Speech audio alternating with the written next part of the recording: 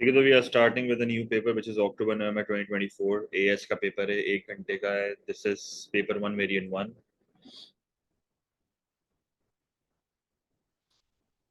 गौर से सुनना। Question number 1, which statement is a normative statement? तो normative statements are subjective statements.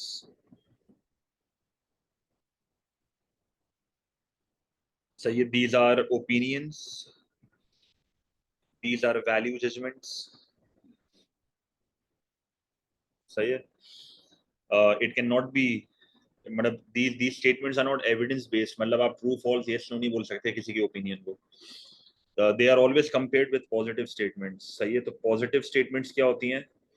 Positive statements are दो statements जो कि ऑब्जेक्टिव होती हैं, एविडेंस बेस्ड होती हैं, फैक्चुअल बातें होती हैं। ट्रू फॉल्स यस नो बोल सकते हो आप। सही है। The annual rate of inflation in Malaysia increased from 2.8% to 3.4%. This is a factual statement. This is a positive statement. मतलब आप true false yes no बोल सकते हो। The annual rate of inflation was 3.4% in Malaysia, lower than 7.7% annual rate of inflation for Thailand. Again, this is a factual statement. You can say yes or no, true or false. मतलब evidence based है, देख के बता सकते हो। The Malaysian Central Bank raised interest rate from 2% to 2.25%. Now again, this is a positive statement. आप देख के बता सकते हो कि क्या सेंट्रल बैंक ने वाकई बढ़ाया था interest rate. The rise in the interest rate in Malaysia in July 2022 is expected to only have a small impact on the rate of inflation. Now this is an opinion. This is a normative statement. मतलब आप कह रहे हो कि यार अगर आप interest rate बढ़ा भी दोगे ना तो इन्फ्लेशन पे इतना कोई खास इम्पैक्ट नहीं आएगा। तो ये एक बंदे का ओपिनियन है। ठीक है। तो 1 इज डी। मतलब ये येस नो ट्रू फॉल्स नहीं है, ये बस एक एक्सपेक्टेशन को आप येस नो कैसे बोल सकते हो जब तक वो होगी नहीं। तो ये एक नॉर्मेटिव स्टेटमेंट है। 1 is D as compared to other statements. Question number 2. A firm operating in country S moved its existing capital equipment to a larger factory in country T. It also installed more of the same equipment and increased the size of its workforce. From the evidence provided, what must be true? अब long run, very long run, short run, इन सारी चीजों की बात कर रहा है। So there are 3 types of time periods in economics. One is short run, where at least one factor of production is variable.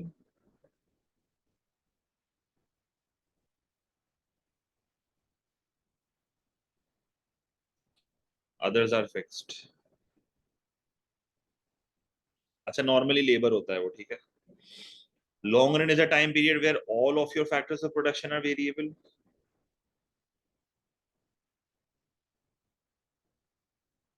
और फिर एक होता है very long run, where you can change technology, जहाँ पर टेक्नोलॉजिकल एडवांसमेंट आते हैं। 10-15 साल की कहानी होती है। अब ये अगर देखें ना तो ये लोग अपने कैपिटल इक्विपमेंट को बढ़ा रहे हैं। सही है। ये लोग कैपिटल को भी बढ़ा रहे हैं, ये लोग जो है वो अपने लेबर को भी बढ़ा रहे हैं। तो it is hinting towards long run. तो the firm is operating in the long run. The firm is operating in the very long run. No, there is no hint of technological change. The firm's division of labor has increased. There is no information about division of labor. The firm supply curve has shifted to the left. Again, there is no information about this. The 2 का A answer है, बड़ा obvious है। बाकी option से बेकार दिए मैं। ठीक है। Question number 3. Which statement is not correct? Addictive drugs are regarded as demerit goods because users are unaware of the full damage they do. This is the right statement. People do not realize the true cost of consuming these things. Air is regarded as a free good because its use has no opportunity cost. Yes, because free goods वो goods होते हैं जिसमें you don't need resources to enjoy these things, so there is no opportunity cost. This is the right statement. मुझे no not correct वाली ढूंढनी है। National defense is regarded as a public good. Yes, because one citizen consuming it reduces the amount of it available to others. No, it does not reduce. Non rival होता है ना बेटा ये तो non rival होता है। ये तो गलत स्टेटमेंट लिखी हुई है इसने। चलो है पब्लिक गुड तो है, ये सही बोला है, पर रीजन गलत दी हुई है इसने। तो C is the right answer. Visits to a doctor are regarded as private goods partly because they are rival. Visits to बिल्कुल सही है, क्योंकि वही बात है, मेरिट गुड की बात हो रही है यहाँ पे। आप जाओगे तो दूसरे के लिए अवेलेबिलिटी कम हो जाएगी। तो दिस इज राइवल। सही है। Consumption by one reduces the consumption for other. पर जो पब्लिक गुड्स होते हैं ना वो नॉन राइवल होते हैं, जो प्योर पब्लिक गुड्स होते हैं, जैसे नेशनल डिफेंस। अगर आपको आर्मी प्रोटेक्ट कर रही है तो सबको ही कर रही है, दूसरे किसी और की प्रोटेक्शन कम नहीं हो जाएगी, because they are on the border. सही है, तो वो सारे उसके अंदर आ रहे हैं। पाकिस्तान का निजाम थोड़ा अलग है पर दुनिया में यही होता है। ठीक है, तो question number 3 is C. Question number 4,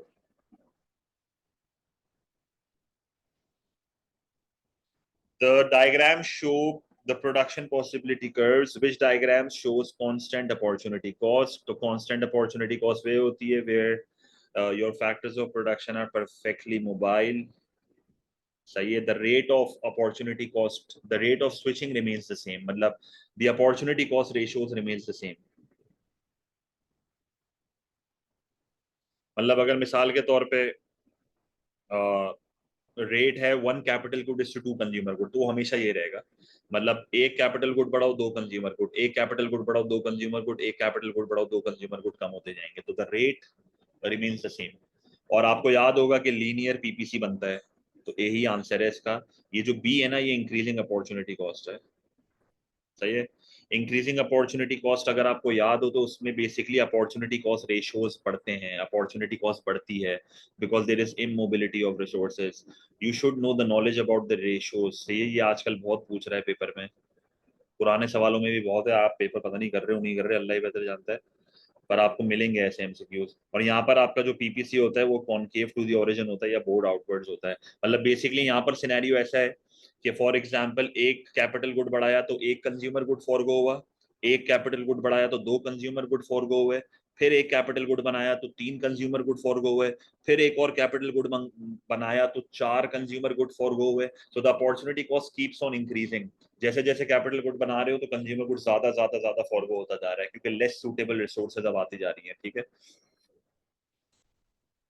ये डिक्रीजिंग अपॉर्चुनिटी कॉस्ट है जो कि कॉन्वेक्स टू दी ओरिजिन होता है। ये वैसे हमारे ऑफिशियली सिलेबस में भी नहीं है। सही है, मतलब as not in syllabus, I think ये एएस के सिलेबस में नहीं है, मैंने लेक्चर्स में नहीं पढ़ाया ना, ये तो सिलेबस में नहीं है।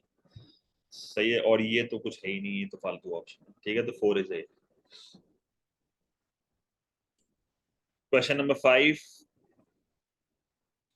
Farmers using the traditional methods lack access to finance and often employ family members on a part-time basis. If working practices in agriculture could be improved, working practices मतलब basically अच्छे तरीके से काम करेंगे, how would this be likely to be shown on the production possibility का। अब देखो ये जो बात कह रहा है ना कि इफ वर्किंग प्रैक्टिसेस इंप्रूव, इसका मतलब currently the working practices are not good. इसका मतलब currently they are operating at S, currently they are inefficient, currently they are inefficient. और वर्किंग प्रैक्टिसेस किस में इंप्रूव कर रहा है? एग्रीकल्चर में, क्योंकि that on side the PPC अभी फिलहाल है इनएफिशिएंट है, और एग्रीकल्चर में वर्किंग प्रैक्टिसेस इंप्रूव हो रहे हैं। इसका मतलब the manufactured goods will remain the same. अभी करंटली मैं यहाँ पर हूँ, पर अगर वर्किंग प्रैक्टिसेस इंप्रूव हो जाएंगे ना, I will move to T. तो इससे क्या होगा कि एग्रीकल्चर गुड्स का आउटपुट बढ़ जाएगा, कंज्यूमर गुड का सेम रहेगा। और अगर टी पे आने का मतलब है कि now I am fully efficient.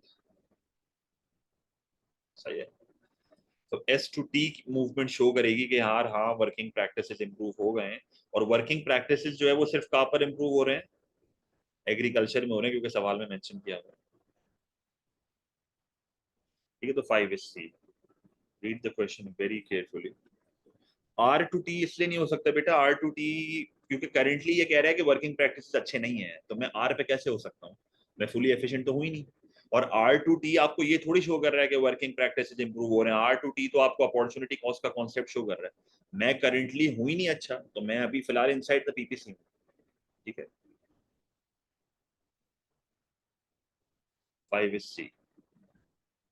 S to R भी नहीं हो सकता बेटा, क्योंकि एग्रीकल्चर में आ रहा है ना, तो ये अगर मैं एस टू आर जाता हूँ ना तो agriculture will remain the same और मैन्युफैक्चर्ड बढ़ेगा। तो सवाल में मैन्युफैक्चर्ड की तो कुछ बात ही नहीं करी, क्योंकि आप लेबलिंग देखो ना बेटा, ये मैन्युफैक्चर्ड गुड्स है, ये एग्रीकल्चर गुड्स है।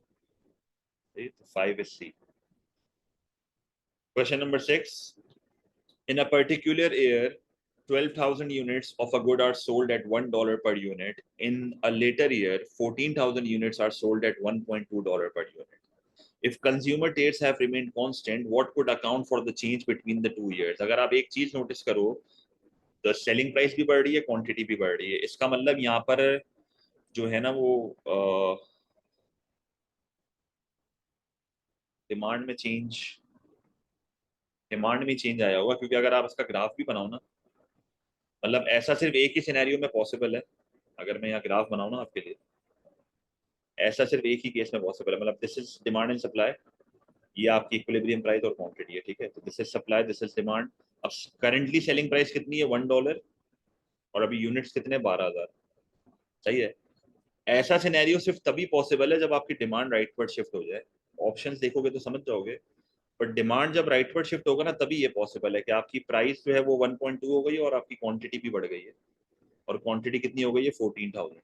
तो मुझे कोई ऐसा ऑप्शन ढूंढना है जहाँ पर डिमांड बढ़ रही है। A decrease in the price of raw materials used by the producers। अब decrease in the price of raw materials का मतलब है कि कॉस्ट कम हो रही है। अब कॉस्ट कम होगी तो इससे तो सप्लाई बढ़ेगी, सप्लाई बढ़ेगी तो प्राइस तो कम हो जाएगी। अब सवाल में तो प्राइस तो बढ़ रही है, तो ये तो नहीं हो सकता। N increase in the price of a substitute good, ये सही आंसर है, क्योंकि जब आपका सब्सिट्यूट महंगा हो जाएगा ना, तो लोग आप पे स्विच हो जाएंगे। जब आप पे स्विच हो जाएंगे तो वही वाला सिनेरियो होगा जो ग्राफ में मैंने दिखाया है आपको, कि आपकी डिमांड बढ़ेगी, आपकी मार्केट में शॉर्टेज हो जाएगी, आपकी प्राइस बढ़ेगी और आपकी क्वांटिटी सप्लाइड बढ़ जाएगी। तभी मैंने ग्राफ बना लिया। N increase in the rate of tax impose on the producers. अब इससे सप्लायर्स की कॉस्ट बढ़ेगी, क्योंकि प्रोड्यूसर पे जो टैक्स लगता है ना वो इनडायरेक्ट है, गुड्स एंड सर्विसेज पे लगता है। तो कॉस्ट बढ़ेगी तो सप्लाई कम होगी, सप्लाई कम से आपकी वो तो बढ़ जाएगी प्राइस, पर आपकी क्वांटिटी इससे कम होती है। मतलब अगर आप यहाँ पर एक और डायग्राम बनाओ ना, अब अगर इनिशियली आपका सप्लाई और डिमांड इक्वल है और ये आपकी प्राइस और ये आपकी क्वांटिटी है, अगर मैं सप्लाई को कम करता हूँ ना, तो आप देखो प्राइस तो बढ़ रही है, चलो ठीक है, पर क्वांटिटी कम हो रही है, तभी ये ऑप्शन नहीं हो सकता। The formation of a monopoly in the production of the good. अब मोनोपोली आउटपुट को रिस्ट्रिक्ट करती है। अब जब वो आउटपुट को रिस्ट्रिक्ट करेगी तो जाहिर है वो सप्लाई कम करेगी, तो सेम चीज होगी जो ऑप्शन सी में हो रही है, ठीक है। तो ये भी आंसर नहीं हो सकता, तो इसका आंसर बी ही होगा फिर, ठीक है। ग्राफ बना के हमने देख लिया ताकि सेफ साइड पे रहें। तो 6 इज बी। ऐसा सवाल एक ना एक होता ही है पेपर में, तो ग्राफ बना लो तो बेहतर है, आपके पास पेपर में टाइम बहुत है। 6 इज बी।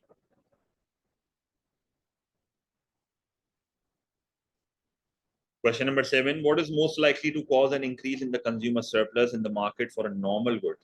अब एक नॉर्मल गुड की जो है वो डिमांड नहीं, कंज्यूमर सरप्लस बढ़ रहा है in the market of a normal good. तो कंज्यूमर सरप्लस बढ़ रहा है, तो इसके लिए ना कंज्यूमर सरप्लस की दो डेफिनेशंस आपको याद होनी चाहिए। कि कंज्यूमर सरप्लस को अगर आप ग्राफिकली देख रहे हो तो it is area below the demand curve and above the price. और अगर आप कंज्यूमर सरप्लस को थ्योरेटिकली देख रहे हो तो consumer surplus is the difference between what you are willing to pay and what you actually pay, ठीक है।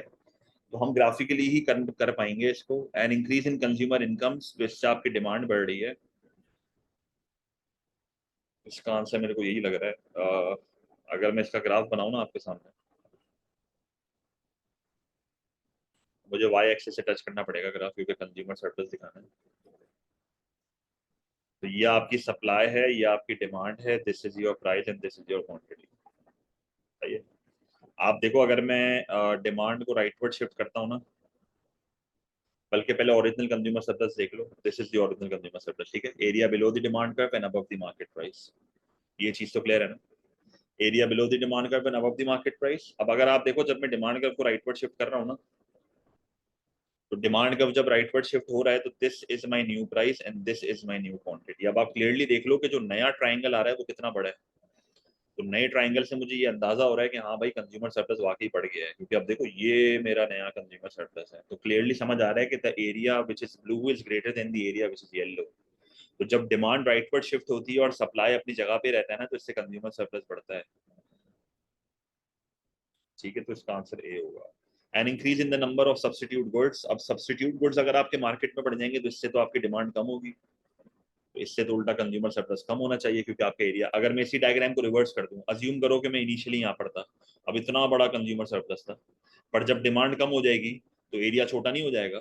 तो डिमांड के कम होने से तो कंज्यूमर सरप्लस कम होना चाहिए, ठीक है।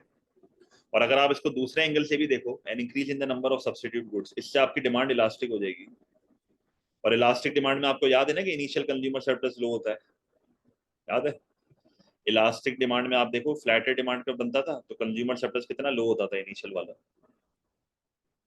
सही, तो इसको इस एंगल से भी देख सकते हैं, गलत नहीं है।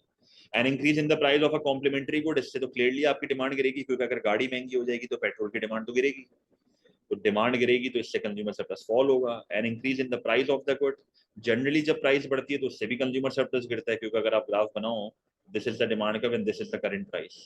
अब ये प्राइस है, ये क्वांटिटी है, अभी फिलहाल आपका जो एरिया है ना वो ये वाला ट्राइंगल है। अब जब आप प्राइस को बढ़ा दोगे तो ट्राइंगल छोटा नहीं हो जाएगा। अब ये ट्राइंगल देखो छोटा हो गया, तो ये आपका रिमेनिंग कंज्यूमर सरप्लस है छोटा सा। सही है, तो बड़े गौर से इसको एनालाइज करना है, रिस्क नहीं ले सकते इसमें। आप विदाउट डायग्राम करने बैठोगे ना तो शायद गड़बड़ कर दो, तो डायग्राम बना लिया करो। तो 7 इज ए।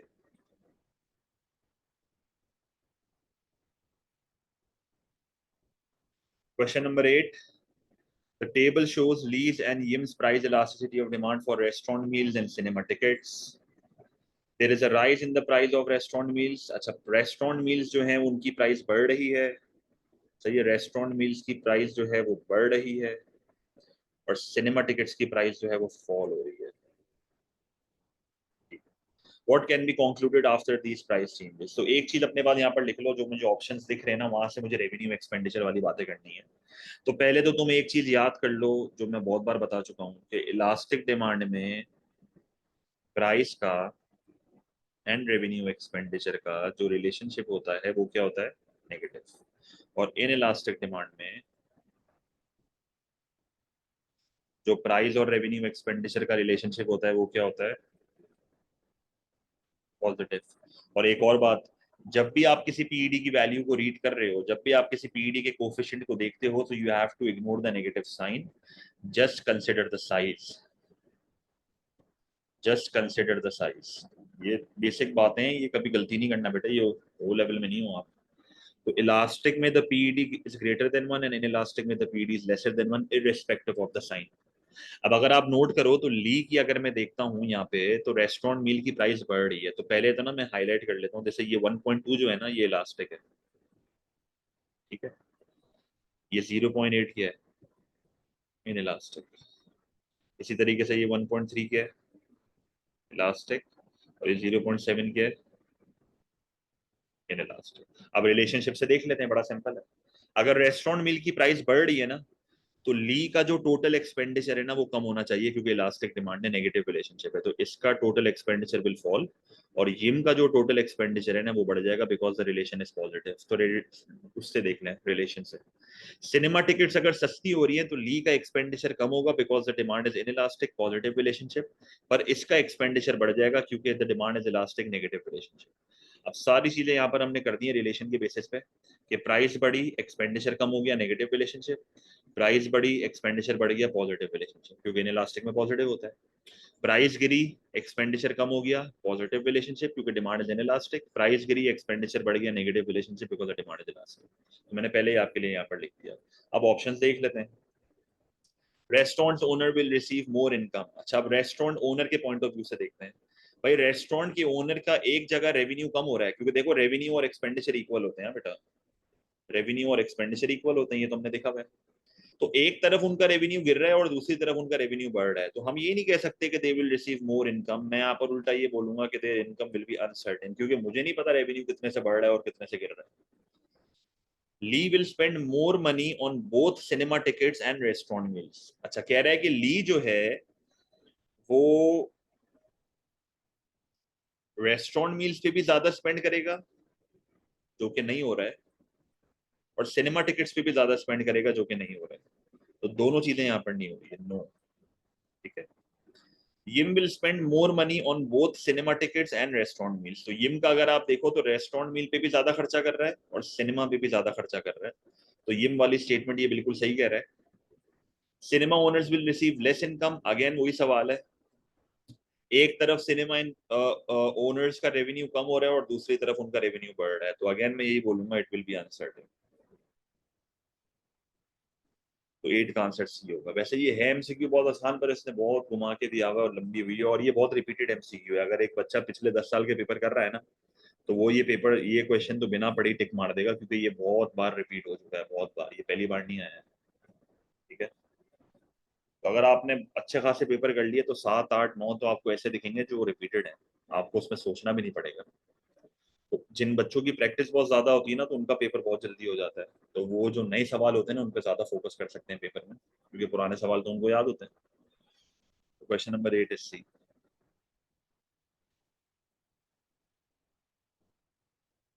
अच्छा, कभी कभार रिपीटेड लगते भी हैं, पर वो थोड़ा बहुत स्लाइटली चेंज कर देता है, पर आइडिया तो आपको होगा ना कि इसमें करना क्या है। हाँ चलो, शायद वो ऑप्शन चेंज कर दे, पर आइडिया तो आपको होगा ना सवाल में है क्या। बंदी तुम टिक नहीं मार देना, पढ़ना तो सवाल पूरा ही होता है, क्या पता हल्का सा उसने ट्वीक कर दिया। Question number 9, what is not held constant when aggregating individual firm supply curves to give the short run market supply? ऐसी कौन सी चीज है जो कांस्टेंट नहीं रखी जाती जब आप मार्केट सप्लाई बनाते हो। तो देखो, मार्केट सप्लाई में आप बेसिकली इंडिविजुअल सप्लाई कर्व्स को ऐड कर देते हो, ठीक है। तो एक बात तो क्लियर है, यहाँ पर सेट्रिस वेरिएबल सप्लाई हो रहा है, मार्केट सप्लाई में भी सेट्रिस वेरिएबल सप्लाई होता है। और सेट्रिस वेरिएबल यही कहता है कि when you make an upward sloping supply curve, you will have to consider that the other factors are, the non price factors are constant. तो नॉन प्राइस फैक्टर्स को आप कांस्टेंट रखते हो, क्योंकि जब आप एक अपवर्ड स्लोपिंग सप्लाई कर्व बना रहे हो ना, तो एक चीज चेंज हो सकती है, दैट इज प्राइस। सिर्फ प्राइस चेंज हो सकती है, प्राइस के साथ कोई नॉन प्राइस फैक्टर चेंज नहीं हो सकता, क्योंकि उससे फिर शिफ्ट आ जाएगा। सही है। The number of firms in the industry को आप जाहिर है कांस्टेंट ही रखोगे, क्योंकि आप ऐड कर रहे हो, एड अप कर रहे हो, जाहिर है 10 फर्म्स है, 10 फर्म्स को ऐड कर रहे हो, ठीक है। The price of the product will not be held constant, yes. The prices of the factors of production will be held constant, क्योंकि वही बात है, नॉन प्राइस फैक्टर है। The state of technology will be held constant, क्योंकि non price factor है, ठीक है। Number of firms भी नॉन प्राइस फैक्टर है, क्योंकि उससे शिफ्ट होता है सप्लाई कर्व। जब number of firms in the industry बढ़ जाती है ना, तो this shift the supply curve to the right. तो आप हर वो फैक्टर को कांस्टेंट रखते हो जो सप्लाई कर्व को शिफ्ट करता है, विच इज नॉन प्राइस। और सिर्फ प्राइस को कांस्टेंट नहीं रखोगे, क्योंकि वो उसको नहीं रख सकते आप, सेट्रिस वेरिएबल्स की असम्पशन है। मतलब प्राइस अगर चेंज नहीं होगी तो लॉ ऑफ सप्लाई कैसे पता चलेगा, ठीक है। Question number 9 is B. Question number 10, which elasticity would a shortage of skilled workers affect? अब शॉर्टेज ऑफ स्किल्ड वर्कर्स है, एक्ससीडी से इसका कोई देखो, पहली बात तो shortage of skilled workers basically this is linked with supply. ये सप्लायर के पॉइंट ऑफ व्यू से बात हो रही है, ये बिजनेस ओनर के पॉइंट ऑफ व्यू से बात हो रही है। तो एक्ससीडी, वाईडी और पीईडी का कोई लेना देना नहीं है, इसका आंसर डी है। क्योंकि अगर एक मार्केट में स्किल्ड वर्कर्स की शॉर्टेज होती है ना, this makes your supply inelastic.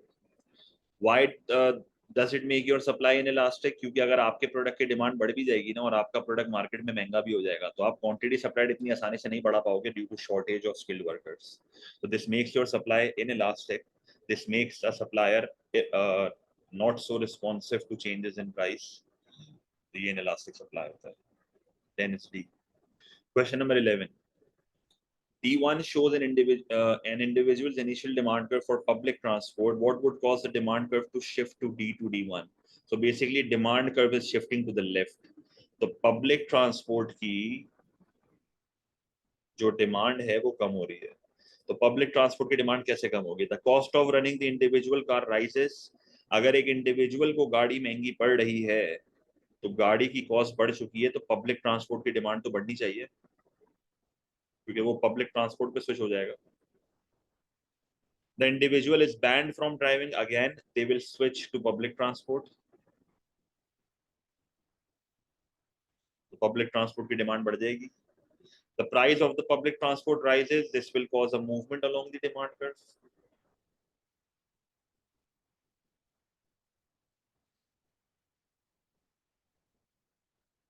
The quality of public transport declines, yes, इसकी वजह से public transport की demand कम हो सकती है, क्योंकि लोग फिर public transport prefer नहीं करेंगे। This is a non-price factor which shifts the demand curve to the left. Question number 11 is, अब इसने बड़ा वेट से शिफ्ट किया हुआ है, पर आप कंफ्यूज करने के लिए किया हुआ है, उसमें कोई फर्क नहीं पड़ता, ठीक है। Question number 12, which government action would be identified as the direct provision of goods and services? तो डायरेक्ट प्रोविजन का मतलब है जब गवर्नमेंट एक चीज डायरेक्टली प्रोवाइड करती है, जैसे जर्मनी एजुकेशन डायरेक्टली प्रोवाइड करता है, ठीक है। Increasing road maintenance because of poor working conditions, this is direct provision, क्योंकि गवर्नमेंट डायरेक्टली रोड को मैनेज करती है, रोड गवर्नमेंट हमें डायरेक्टली प्रोवाइड करती है. Making payments to low income families with elderly dependents, this is a transfer payment. This is a welfare benefit, तो इसको transfer payment बोलते हैं. ये एक ऐसी पेमेंट है जिसके रिटर्न में कोई सर्विस नहीं मिलती. तो अगर आप एल्डरली डिपेंडेंट्स को पेंशन दे रहे हो या पेमेंट्स दे रहे हो, तो वो आपको रिटर्न में कोई सर्विस तो नहीं दे रहे. तो this is a transfer payment and this does not add up to the GDP of a country. Subsidising firms in order to encourage them to increase their output, तो यहाँ पर this is a financial assistance. हाँ, अगर government directly कोई चीज provide करती तो मैं कहता, but this is a financial assistance. ठीक है. There's a grant or a cash payment. Taxing firms because they have been emitting damaging fumes. This is taxation. This does not link with direct provision. So question number 12 is A. कि government road maintenance directly कर रही है, किसी के through नहीं कर रही. हाँ, अगर ये कहता ना कि मैंने एक बंदे को कॉन्ट्रैक्ट दे दिया और वो रोड को ठीक करेगा, तो फिर ये डायरेक्ट प्रोविजन नहीं होता. एक चीज गवर्नमेंट खुद कर रही है ना, वो डायरेक्ट प्रोविजन है. अब सब्सिडी में वो क्या कर रही है कि प्रोड्यूसर को सब्सिडी दे रही है और कह रही है कि तू आउटपुट बढ़ा, ये डायरेक्ट प्रोविजन नहीं है. डायरेक्टली कुछ चीज नहीं दे रही ना वो आवाम को. Question number 13. A specific tax is imposed on a product for which the elasticity of supply is zero. तो price elasticity of supply zero का मतलब है perfectly inelastic supply.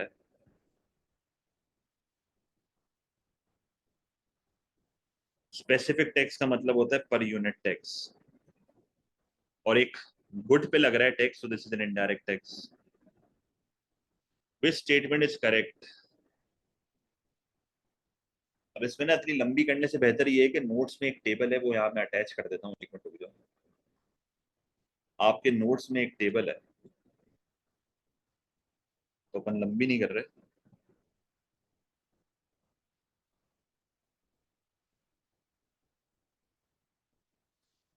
मैं डायरेक्ट एक टेबल वो अटैच कर रहा हूँ नोट्स वाली. तभी कहते हैं कि नोट्स पढ़ना जरूरी है.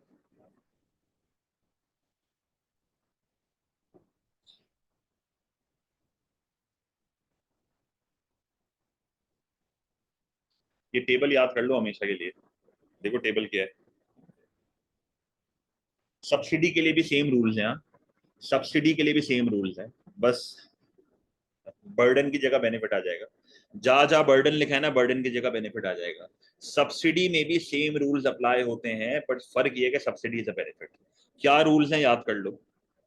When PES is greater than PED, consumer burden will be greater than the producer burden. If it was subsidy, तो burden की जगह पे benefit होता है. If PES is equals to the PED, both consumer and producer burden would be equal.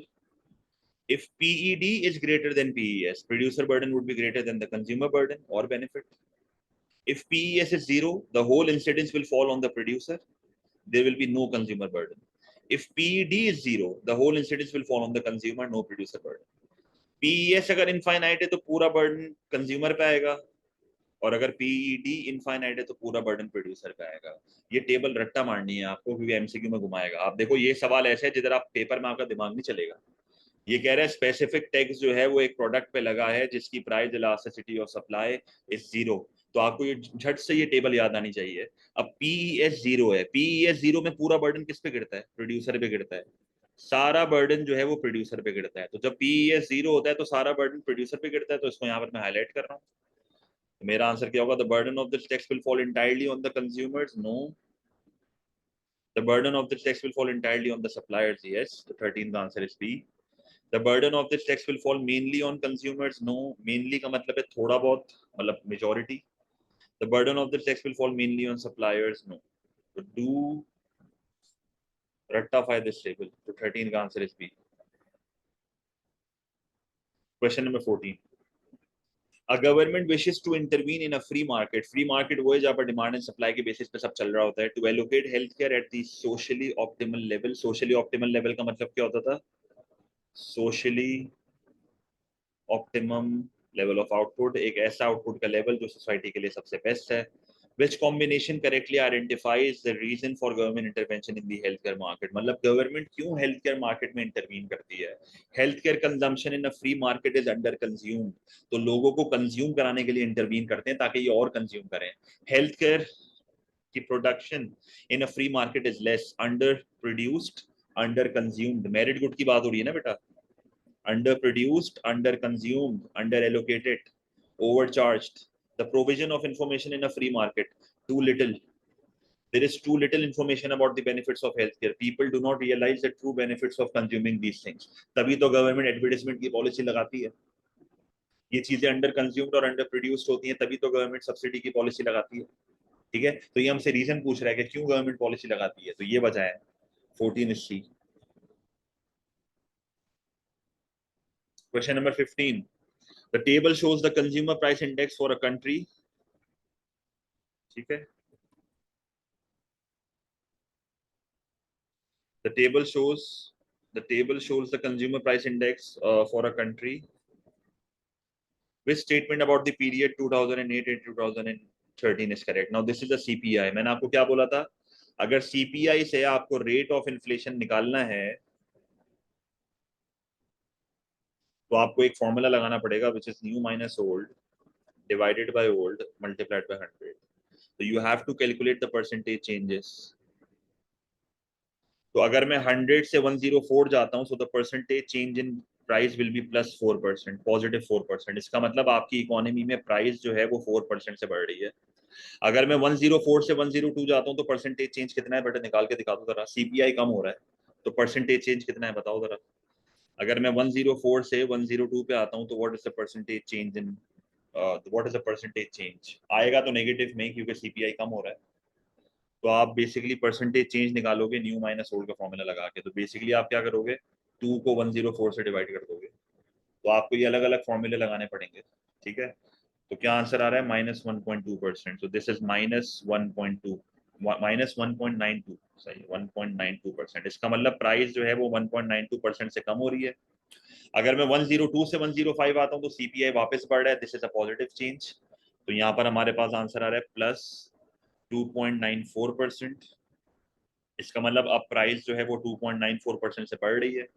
अगर मैं 105 से 108 आता हूँ तो क्या आंसर आ रहा है, 2.85%. ठीक है, तो यहाँ पर अब मेरी प्राइस 2.85% से बढ़ रही है. और अगर मैं 108 से 1111 पे आता हूँ तो मेरी प्राइस जो है वो 2.8% से बढ़ रही है. ठीक है, तो सिर्फ एक जगह ऐसी है जहाँ पर प्राइस फॉल हो रही है, बाकी हर जगह प्राइस बढ़ रही है. तो जब आपका परसेंटेज चेंज नेगेटिव है, this is deflation, this is deflation, बाकी सारी इन्फ्लेशन है. सही है, एक तरह से यहाँ पर डिसइन्फ्लेशन भी हो रहा है. देखो इन्फ्लेशन क्या होता था, जब आपका पॉजिटिव रेट बढ़ रहा है प्राइस तेजी से बढ़ रही है. डिसइन्फ्लेशन क्या होता है, जब आपका पॉजिटिव रेट कम हो रहा है. देखो ऑलवेज रिमेंबर, अगर पॉजिटिव परसेंटेज गिर रहा है ना, अभी भी प्राइस बढ़ रही है बट डिक्रीजिंग रेट से बढ़ रही है, तो इसको डिसइन्फ्लेशन बोलते हैं. पॉजिटिव परसेंटेज गिरने का ये मतलब नहीं होता कि प्राइस कम हो रही है, बढ़ रही है पर कम से बढ़ रही है. Prices increase each year, no. एक साल में प्राइस कम भी हुई है. Prices increase the fastest since 2011, no. The prices increase fastest in 2009 क्योंकि सबसे ज्यादा रेट 2009 में था. The rate of inflation was 2% in 2010. No, it was -1.92%. The smallest rise in prices was in 2013. Yes, क्योंकि सबसे कम प्राइसेस आपकी यहाँ पर बढ़ी हैं. आप देख लो, 4% से बढ़ी, 2.94% से बढ़ी, 2.85% से बढ़ी, पर यहाँ पर 2.8% से बढ़ी. तो सबसे कम प्राइस का इंक्रीज जो आया है वो 2013 में आया है. ठीक है, तो D is the right answer. तो आपको इस तरह बड़ी ख्वारी करके ये करना पड़ेगा, कोई शॉर्टकट नहीं है. Question number 16. What is most likely to cause the price level to rise? एक इकोनॉमी में प्राइस लेवल बढ़ रही है. An increase in productivity of labour. Productivity of labour से बिजनेस की कॉस्ट कम होती है, तो वो लोग अपनी सप्लाई को बढ़ाते हैं, which leads to surplus, which leads to a fall in price. Raw material की प्राइसेस बढ़ रही हैं, तो रॉ मटेरियल की प्राइसेस अगर बढ़ेंगी तो इससे जो है वो सप्लाई कम हो जाएगी, मार्केट में जो है वो शॉर्टेज हो जाएगी, this will lead to higher prices. So B is the right answer. Income taxes बढ़ रहे हैं. इनकम टैक्सेस बढ़ेंगे तो कंज्यूमर की डिस्पोजेबल इनकम कम होगी, इससे डिमांड कम होगी, और डिमांड कम होगी तो मार्केट में जो है वो सरप्लस होगा, which will lead to lower price. No.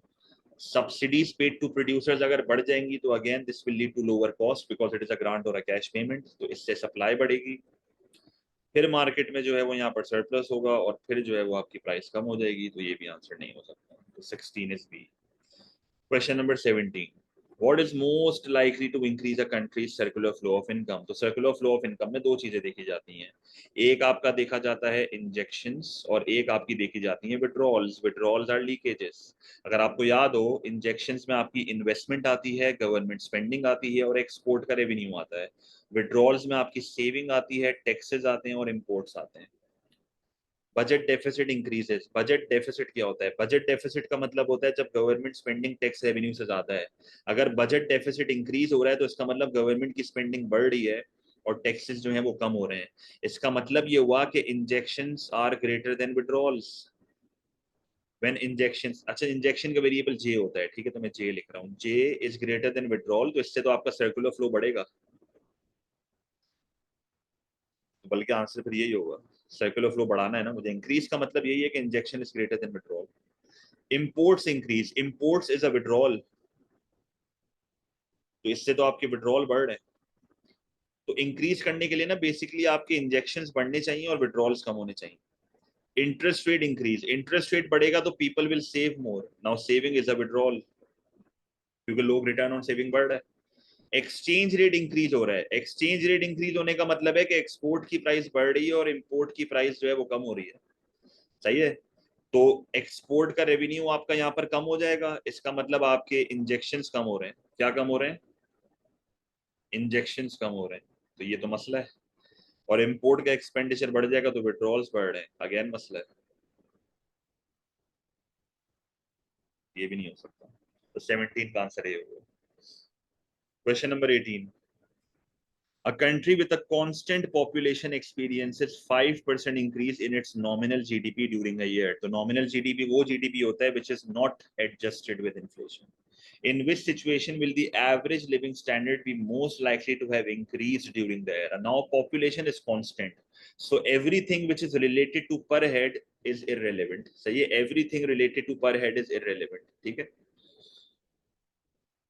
पर आप इस चीज को समझो कि एवरेज लिविंग स्टैंडर्ड बढ़ने के लिए ना आपकी कंट्री का रियल जीडीपी पर हेड बढ़ना चाहिए. रियल जीडीपी पर हेड जो है वो बढ़ना चाहिए, क्योंकि रियल का मतलब इन्फ्लेशन एडजस्टेड, पर हेड का मतलब पॉपुलेशन भी एडजस्ट हुई भी है. If a government takes action to ensure there is no increase in unemployment. अगर एक गवर्नमेंट एक्शन लेती है कि अनएम्प्लॉयमेंट ना बढ़े, तो क्या इससे लिविंग स्टैंडर्ड बढ़ेंगे? नो. इससे कांस्टेंट रहेंगे, मतलब कोई खास चेंज तो यहाँ पर नहीं आ रहा है. If inflation during the year is 3%, yes, this is the right answer. क्योंकि अगर इन्फ्लेशन 3% है तो आप फॉर्मूला लगा लो यहाँ पे, real income percentage minus nominal, sorry, equals to nominal income percentage minus inflation percentage. तो आप देख लो कि आपकी नॉमिनल इनकम 5% से बढ़ रही है पर आपकी इन्फ्लेशन 3% से बढ़ रही है, तो obviously your real income will increase by 2%. Positive 2% है आपकी रियल इनकम, और पॉपुलेशन तो कांस्टेंट है. इसका मतलब हाँ भाई, लोगों का लिविंग स्टैंडर्ड तो बढ़ रहा है, रियल इनकम बढ़ रही है. रियल इनकम पर हेड जो है वो बढ़ रहा है, या रियल जीडीपी और इनकम तो बेटा एक ही बात होती है ना. क्या हो गया, अब एक ही बातें कर रहा है. If there is no increase in real national income, भाई अगर रियल नेशनल इनकम नहीं बढ़ रहा तो there will be no change in standard of living. No standard of living changes. There is no redistribution of income. तो अगर redistribution of income नहीं हो रही तो this could lead to a fall in the real GDP. सही है, this could lead to a fall in real GDP.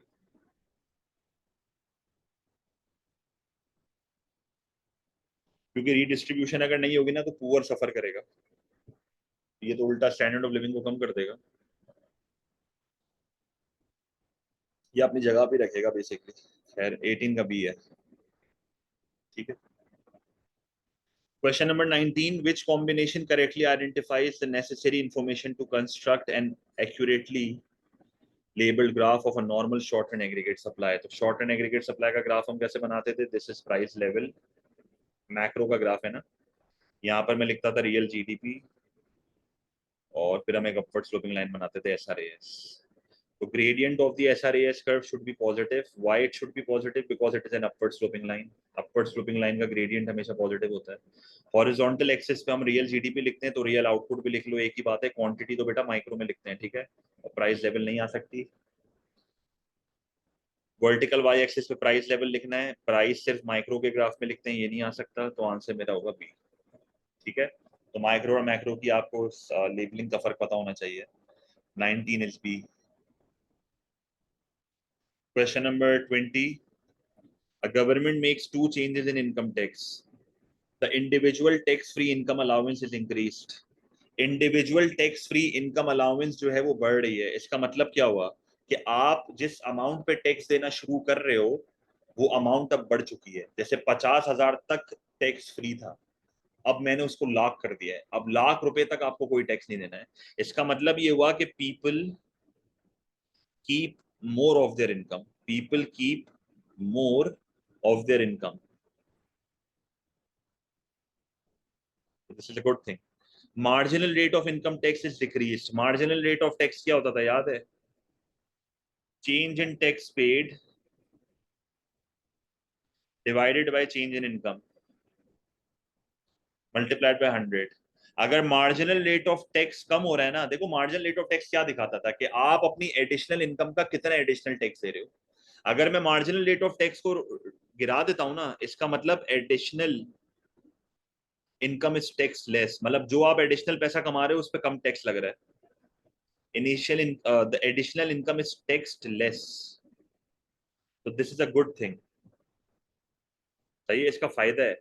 मतलब this will motivate more workers to work, this will increase the incentive to work.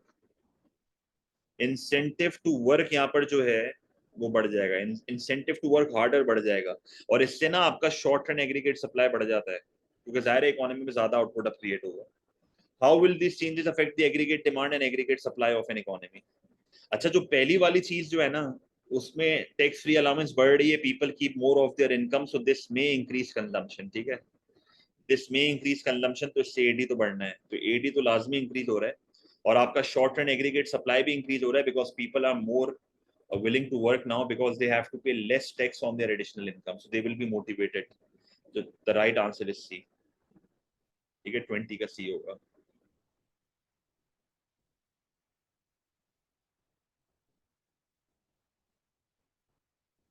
Question number 21. Which supply side policy is most likely to decrease a government's budget deficit? देखो budget deficit का मतलब government spending is greater than tax revenue, decrease का मतलब है government spending कम हो रही है, tax बढ़ रहा है। Cutting tax rates on company profits, tax कम करोगे डेफिसिट और बढ़ेगा। Cutting unemployment benefits, yes, spending कम होगी डेफिसिट कम होगा। और अनएम्प्लॉयमेंट बेनिफिट को कट क्यों करते हैं? ताकि वॉलंटरी अनएम्प्लॉयमेंट कम हो, लोग काम करें, लोगों को इंसेंटिव मिले काम करने का, मुफ्त की रोटी मुंह पे ना लगे उनके। This is the supply side policy, पढ़ाया था मैंने। रेजिंग स्पेंडिंग ऑन, मतलब इससे बेसिकली वॉलंटरी अनएम्प्लॉयमेंट कम होती है। Raising spending on education and training, इससे तो आपकी गवर्नमेंट स्पेंडिंग बढ़ रही है, डेफिसिट बढ़ जाएगा। Raising tax free income allowances, अब टैक्स फ्री इनकम अलाउंस आप बढ़ा रहे हो, people will keep more of their income, तो इससे तो आपका टैक्स का रेवेन्यू गिरेगा। मतलब पहले 50,000 से टैक्स शुरू होता था, अब लाख रुपए से हो रहा है, तो इससे तो डेफिसिट बढ़ जाएगा। तो 21 is B.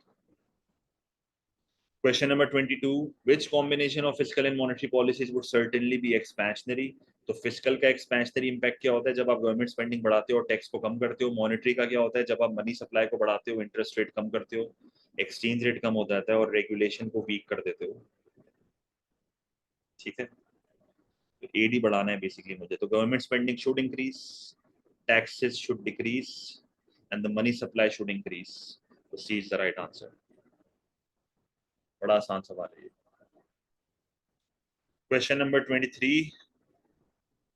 The central bank of a country raises interest rate to reduce the general price level. बिल्कुल, जब आप इंटरेस्ट रेट को बढ़ाओगे तो people will save more due to higher returns, तो कंजम्पशन कम होगी, कॉस्ट ऑफ बोरोइंग बढ़ रही है तो इन्वेस्टमेंट कम होगी, इंटरेस्ट रेट बढ़ रहा है तो एक्सचेंज रेट भी बढ़ेगा, क्योंकि फिर उससे बैलेंस ऑफ ट्रेड डेफिसिट होगा, क्योंकि इंपोर्ट सस्ता हो जाएगा, एक्सपोर्ट महंगा हो जाएगा, तो ये सारी चीजें एडी को कम कर देंगी। एडी को कम करोगे तो जाहिर इकोनॉमी में डिमांड पुल इन्फ्लेशन कंट्रोल हो जाएगी। When is this policy likely to have the biggest impact? देखो ये पॉलिसी कब लगाई जाती है? Basically this is a contractionary monetary policy. Contractionary monetary policy तब लगाई जाती है जब एक इकोनॉमी में बहुत ज्यादा इन्फ्लेशन होती है।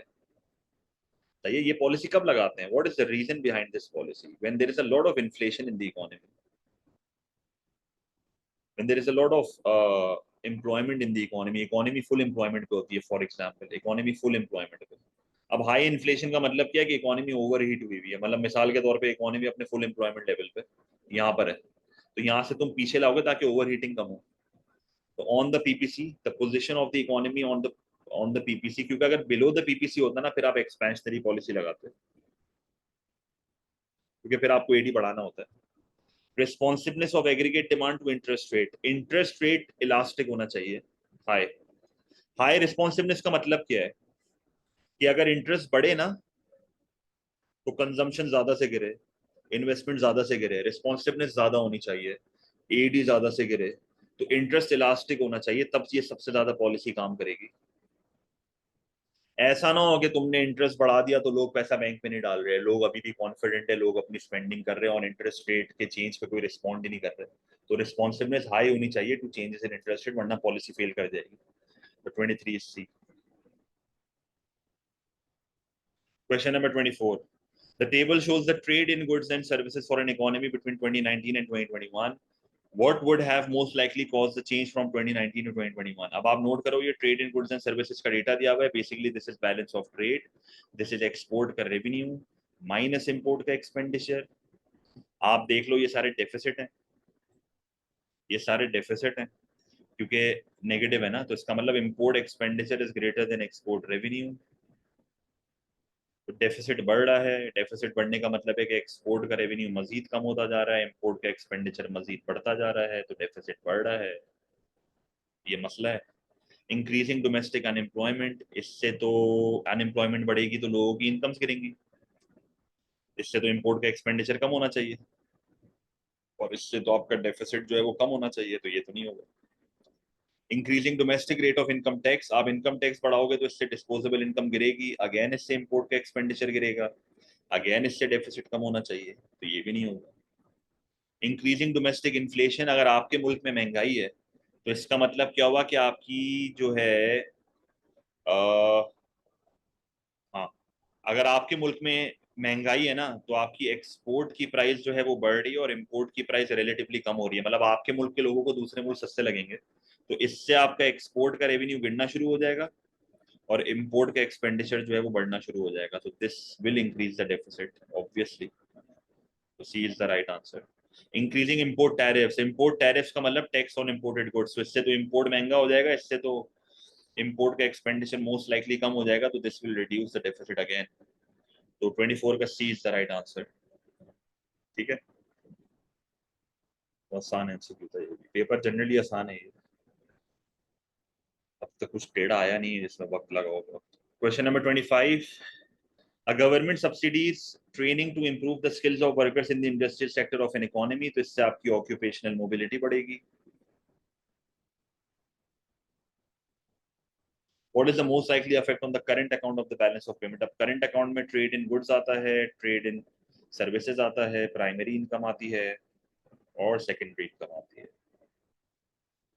अब exports fall,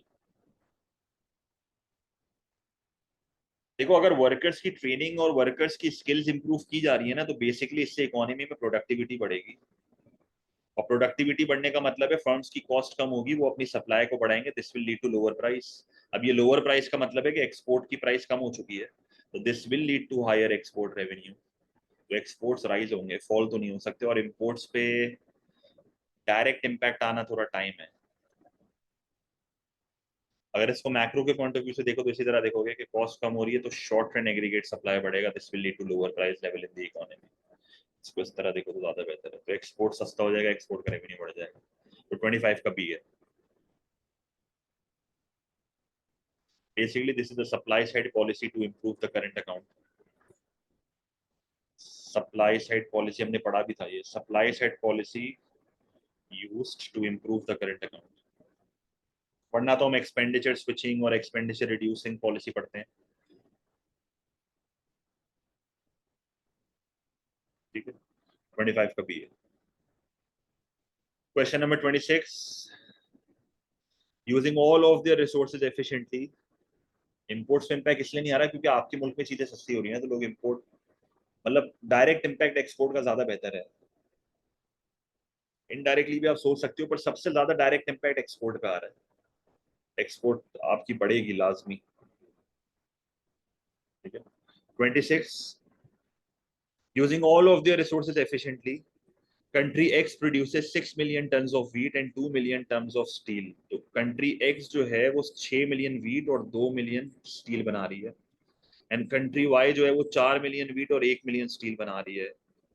Based on the information, what does the theory of comparative advantage suggest? तो अपॉर्चुनिटी कॉस्ट रेशियोज निकालने पड़ेंगे. कैसे निकालोगे? अब तो ये बहुत आसान हो गया हमारे लिए. कंट्री एक्स का निकाल लेता हूँ पहले. कंट्री एक्स का क्या करोगे? यहाँ पर लिखोगे स्टील और यहाँ पर लिखोगे वीट. तो कंट्री एक्स स्टील कितना बना रही है? 2 स्टील बना रही है, तो 2s लिख दो. वीट कितने बना रही है? 6, तो 6w लिख दो. तो 1s is equal to 3w. बड़ा सिंपल है. और कंट्री वाई का कैसे निकालोगे? स्टील लिखोगे, वीट लिखोगे. स्टील कितना बना रहा है कंट्री वाई? 4, तो 4s. वीट कितना बना रहा है? 1, बल्कि उल्टा लिख दिया. स्टील कितना बना रहा है? स्टील बना रहा है 4. स्टील एक बना रहा है, अच्छा एक स्टील बना रहा है. 1s is to 4 wheat. तो कौन कम कॉस्ट में बना रहा है? कंट्री एक्स जब एक स्टील बनाती है तो 3 वीट फॉरगो करती है. ठीक है.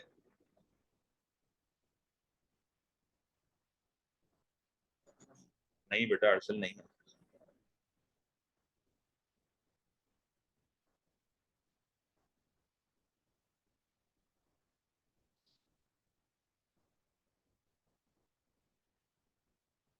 ठीक है.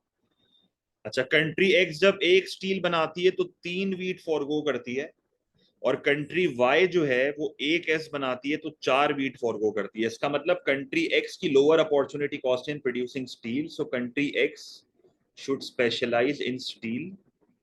और अगर कंट्री एक्स स्टील में अच्छी है ना, तो कंट्री वाई वीट में होगी, क्योंकि बायलेटरल ट्रेड है.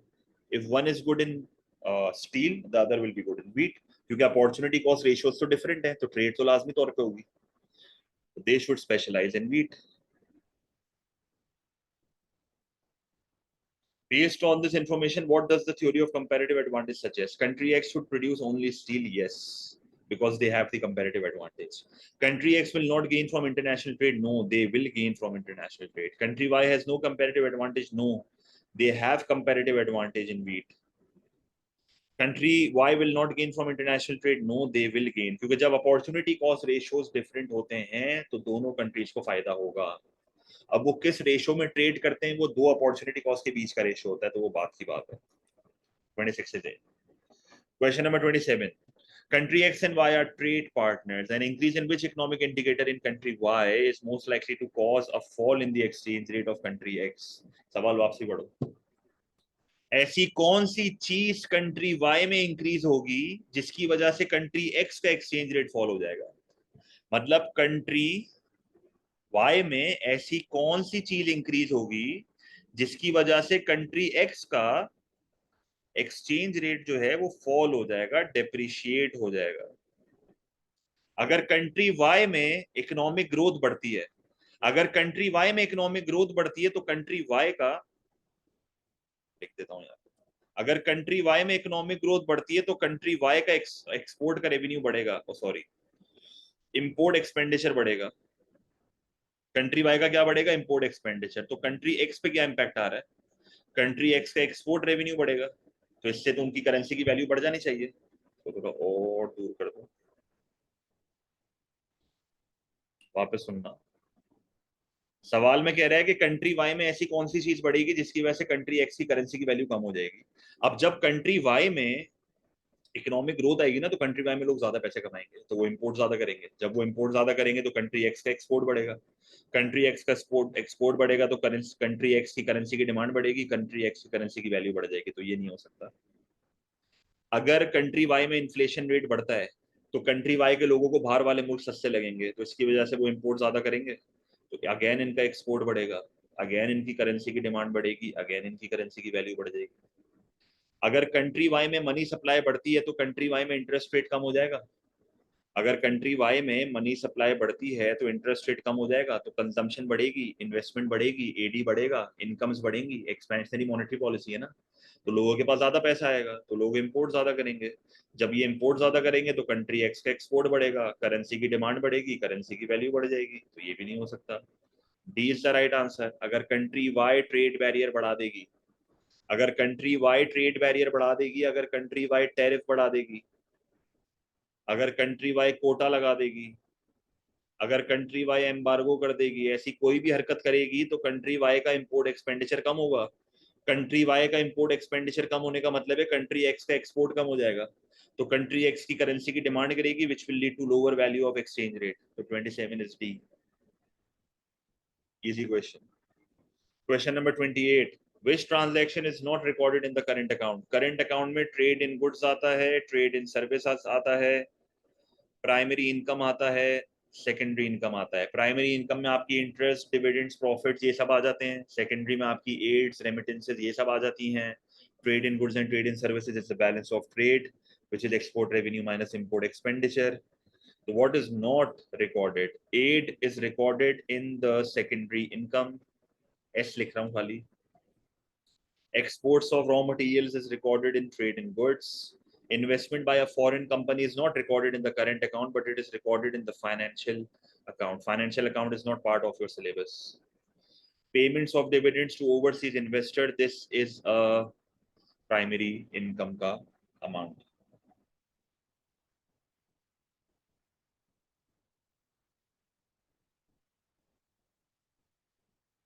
ये तो 28 का सी है।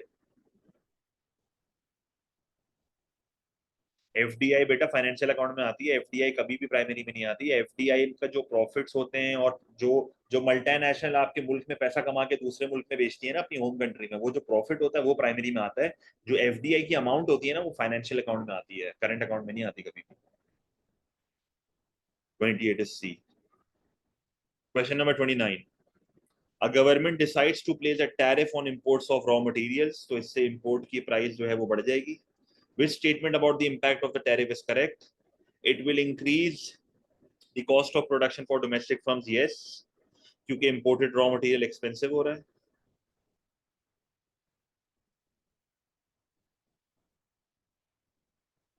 It will increase consumer surplus of domestic consumers, no, क्योंकि जब डोमेस्टिक प्रोड्यूसर्स की कॉस्ट बढ़ेगी तो वो प्राइस लेवल को बढ़ा देंगे, वो शॉर्ट टर्म एग्रीगेट सप्लाई को कम करेंगे, तो इससे तो इकोनॉमी में प्राइस लेवल बढ़ जाएगा। This will lead to lower consumer surplus. It will reduce government revenue, no, it will increase government revenue, क्योंकि भाई इंपोर्ट टैरिफ है, टैक्स रेवेन्यू मिलेगा गवर्नमेंट को भाई, टैक्स है, टैक्स, इनडायरेक्ट टैक्स है, tax on imported goods. There will be a fall in the price of imports and rise in the demand, नहीं भाई इंपोर्ट की प्राइस तो बढ़ रही है।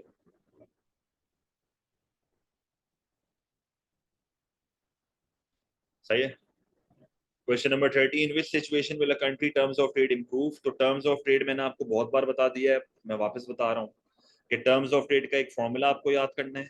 पहली चीज which is export price index divided by import price index multiplied by 100। और टर्म्स ऑफ ट्रेड क्या शो करता है? टर्म्स ऑफ ट्रेड शो करता है the purchasing power of its exports relative to imports।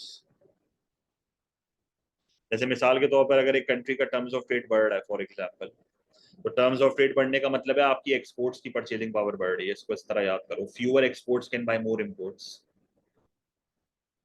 ये बहुत एमसीक्यूज के आते हैं, ठीक है, तो उल्टा आपके हिसाब से हो जाएगा। अब टर्म्स ऑफ ट्रेड इंप्रूव का कह रहे हैं, इंप्रूव का मतलब है कि एक्सपोर्ट की प्राइस बढ़ रही है, इंपोर्ट की प्राइस कम हो रही है, क्योंकि मैंने आपको ये एक्सचेंज रेट से याद कराया है।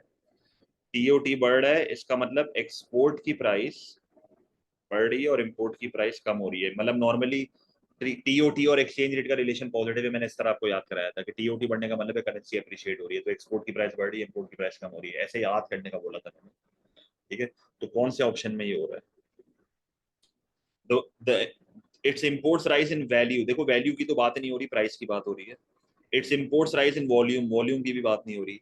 The price of its imports rises by less than the prices of its exports, बिल्कुल आपकी इंपोर्ट की प्राइस कम से बढ़ रही है और आपकी एक्सपोर्ट की प्राइस ज्यादा से बढ़ रही है, तो this will improve terms of trade, क्योंकि आपका बेसिकली जो न्यूमरेटर है वो ज्यादा से बढ़ रहा है। मतलब अगर आप इस तरह देखो, आपका एक्सपोर्ट जो है वो ज्यादा से बढ़ रहा है प्राइस, और इंपोर्ट की प्राइस जो है वो कम से बढ़ रही है, तो ओवरऑल जो आपका टर्म्स ऑफ ट्रेड है वो यहाँ पर इंप्रूव हो जाएगा। The value of its external payments is rises by, कोई सेंस नहीं बन रहा है इस ऑप्शन का, ठीक है, तो 2030 का सी है, क्लियर है। तो इसका थ्रेशोल्ड अगर हम देखें, ये आसान पेपर था, 23 out of 30 is an A, 20 out of 30 is a B, 18 out of 30 is a C, 16 out of 30 is a D, and 14 out of 30 is a E, ठीक है। तो A B C D E सब लिख दिया, दो दो mark पे grade change होता है,